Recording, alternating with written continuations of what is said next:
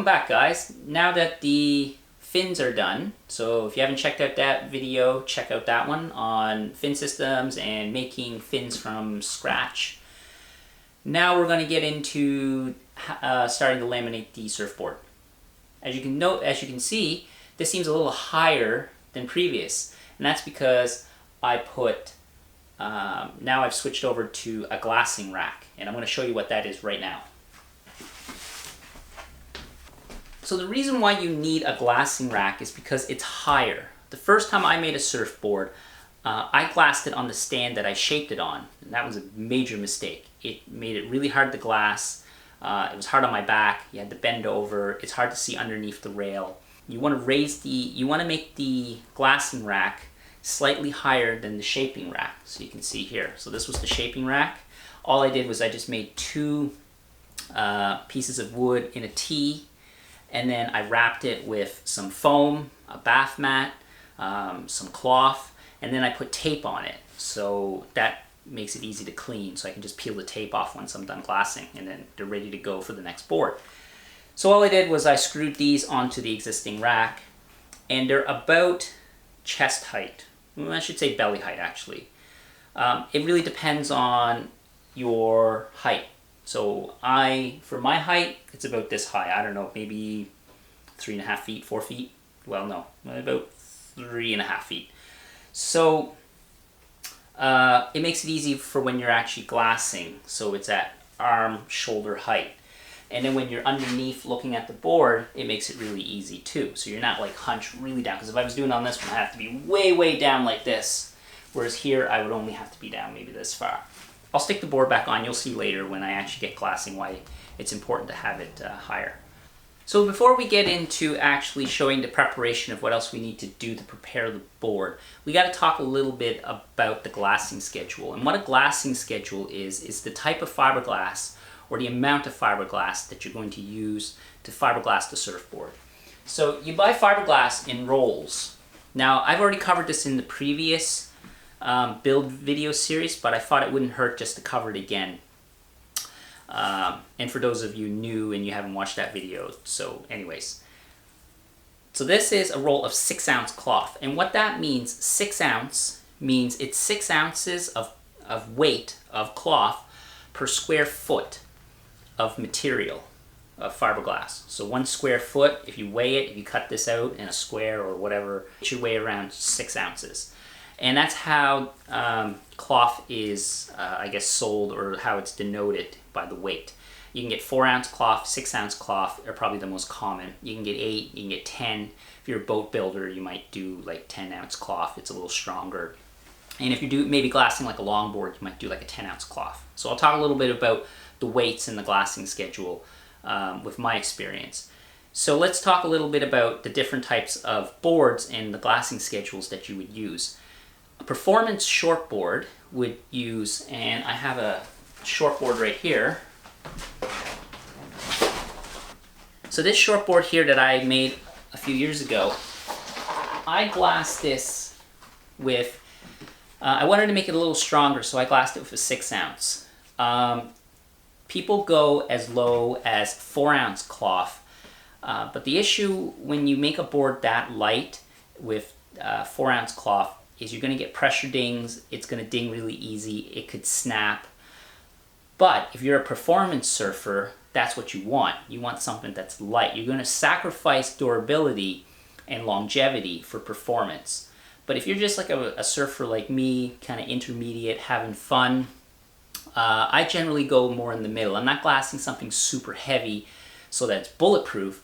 I'm going to glass it so that it's not so heavy that it'll last forever, but not so light that it'll break if you smash it into the sand or anything like that. You really need to determine what your use case will be. For me, I generally like to do probably a 6-ounce and a 4-ounce deck on the top. So 1 layer of 6-ounce and 1 layer of 4-ounce of cloth, and then a 6-ounce bottom. I find that as a really good formula. If you really are concerned about weight, what you could do is you could do a deck patch. So you could do 6-ounce on the deck, and then you could do like a deck patch where just where your feet land, and you could do 6-ounce there. or I'm sorry, 4 ounce there. So that'll give you 10 ounces of cloth where your feet are, and then up near the nose, you're just getting 6 ounce. So you're going to save a little bit of room, a little bit of weight. So that's a little bit about theory around glassing schedules. Read up on it. There's everyone's got an opinion about it. That's just kind of what I've read up on and my experience. Now, because we're making an epoxy board with fiberglass, and some people actually use carbon fiber too, which gets into a whole other range. The fiberglass is, you're not going to get as much flex with epoxy resin as opposed to, say, a polyester resin. Some people really like a bit more flex in their board. An epoxy board is a little more rigid. It doesn't flex as much when you're in the wave. It's personal preference. For me, I find I'm not as good enough of a surfer that I really notice. But I understand what you're saying. Like when you're starting to pump the board, or you're putting a turn in, it doesn't. An epoxy board is a little more rigid. Maybe it's more responsive even, but it's not going to give you that flex of a traditional polyurethane and polyester resin fiberglass combination. But we're making an epoxy surfboard, so that's what we're going to work with. We've talked about glassing schedule. I'm going to show you what the fiberglass actually looks like. I have 2 pieces of cloth cut out here. So let's see if we can zoom in on this. So you can see the difference. You got a 6 ounce on this side, and then the 4 ounce on this side. And the 4 ounce is a lot thinner, and the weave is a little bit, it's not as tight. Well, the fiberglass strands itself aren't as big. So that's kind of the difference there. So that gives you an idea. And if you do like a long board, if you're building something like a really long board, and I made a couple years ago, I did like a 10-foot, I like to call it a freighter, and I glassed that with a layer of 10 ounce cloth and I think a 4 ounce. It was heavy, but it rode really nice, and it was super strong. Because it's so long, you're going to have a little bit more, you want it to glass it a little stronger because you don't want it to flex too much. So again, there's a balance there. Again, it's going to be more trial and error for you guys to figure that out. If this is your first board, I recommend just going with a 6 ounce bottom and a double 6 on top if you don't want to spend the money buying a roll of 4 ounce cloth. So when you buy fiberglass, like I showed you, they come in rolls. So that's a leftover roll of 6. And then here's a roll of 4 ounce cloth.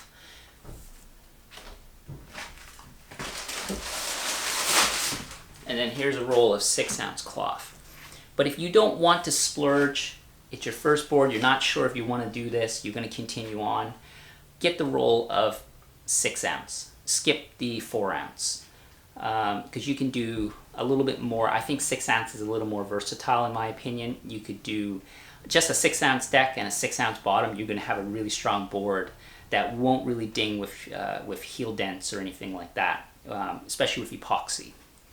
If you're doing fiberglass, if you're doing a polyurethane board with polyester resin, unless you glass it strong, you're going to get some heel dents. That's just the nature of polyester resin versus epoxy resin. Polyester resin just doesn't have the strength that epoxy does.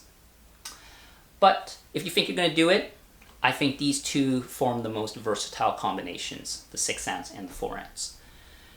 And if you need some 10 ounce cloth, I find a good source is going to a boat building place, because I had to order these rolls online. These aren't really readily available in my area because they come in a width of a typical surfboard. Like, I think this is, I forget what the width of this is. It's about 32 inches.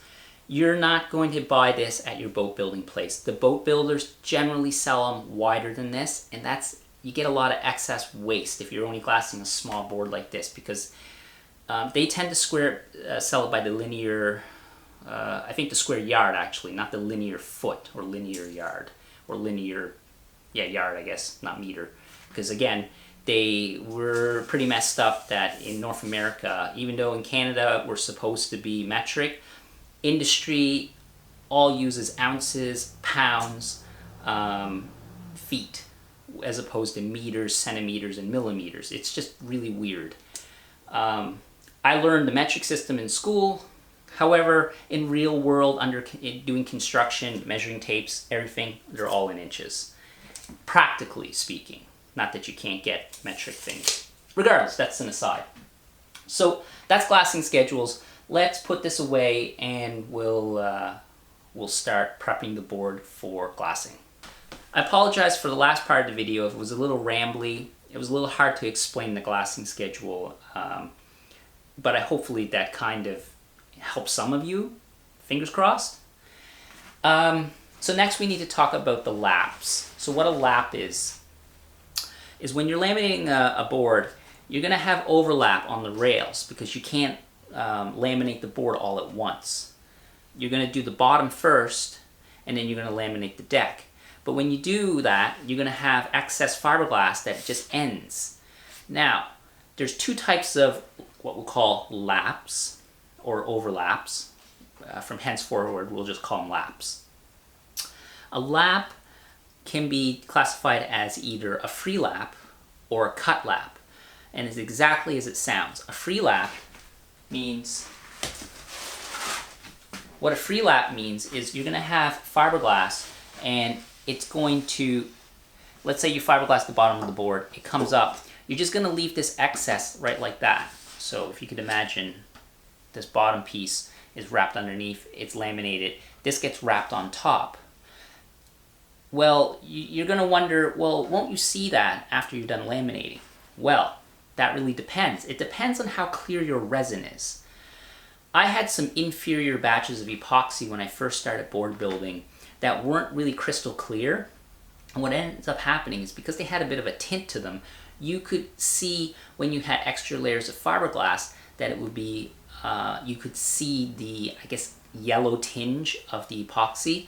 The newer types of epoxy are really clear, like crystal clear. And what happens is, because you're going to have 2 or 3 layers of fiberglass overlapping each other, if you have a little even hint of color, you're going to see, it's going to build up and you're going to see extra shades, I guess is the only way I can explain it. This board was glassed and laminated with free laps. So what makes this interesting is, if we look up close here, you can't see the lap line, even though this is a free lap. Like, you just can't see it. It's crystal clear. So that always boggled my mind. How did they get this board crystal clear? Well, it has to do with, again, how clean or how clear the resin is.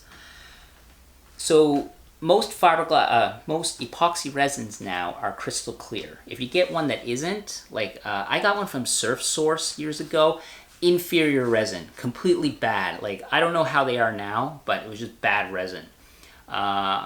The resin that I use now exclusively is Resin Research, and that stuff is awesome, crystal clear, and that's what all my boards actually from henceforward have been made with that resin, but this one is Resin Research. And look, I've rode this board a lot, it's been out in the sun, it's still white, it didn't yellow a lot. It's got good UV protection. I'm not sponsored by them, and they might have different formulations now. It's been a while since I've bought a batch, because a batch lasts me quite some time. So anyways, this one here has a free lap. Now cut lap, that's something different. So I'm going to grab another board and show you what a cut lap is. So this is the board I used in the previous video to show you guys how to make a surfboard. This one is done with a cut lap. I did a tint job, and what I did was I wrapped the fiberglass, I colored the fiberglass, I colored the epoxy and then laminated the board. That's what gives the board color, is in the fiberglass resin. You don't tint the actual hot coat. I think you can. Typically you do a cut lap in instances where you want to do color on the lamination, if you want to do a tint or a pigment job. I don't recommend that on your first board. And I won't be doing it on this board, on the new board that I'm building, because I'm going to actually paint it and then gloss over it. Just because I'm using pink foam and it's construction foam and I had to glue it together, you'll see seams. So there's a different use case in this situation. So, sorry, in that situation. Whereas in this situation, I did a cut lap, it laminated on top, I cut out the excess. So you do a tape layer and then you cut it out. But what I'm going to do is I'm actually going to do a cut lap on that board because I prefer a cut lap because I think it produces a superior lap line and it's easier to clean up and work with. So we're going to be doing a cut lap on that board here. Now, because you're going to see where the pigment or the tint job meets up with the other part of the board, whether you even tint this other part, you hide it using a pin line. So my lap line is hidden. So you can kind of see it there. This is hidden. So it looks great. So you don't even notice that that's a lap. But that's why they do it. So you'll see that very commonly. There's other ways of doing this. That's just the way I'm used to. Now, the bottom, even though this has had a repair done on it, it's the same thing. You can kind of see the lap line right here. You can kind of see a lap line right here, but because it's symmetrical, it blends in really well. So, to recap of this video, you need to determine your glassing schedule. You need to determine if you're going to do a free lap or a cut lap. That really depends on if you are going to do a pigment or a tint job. But my personal preference is do a cut lap all the way. It just makes it a little easier dealing with the fiberglass when you're glassing. I think it just produces a little bit cleaner, a nicer looking board. I do cut laps exclusively, but you could do a free lap.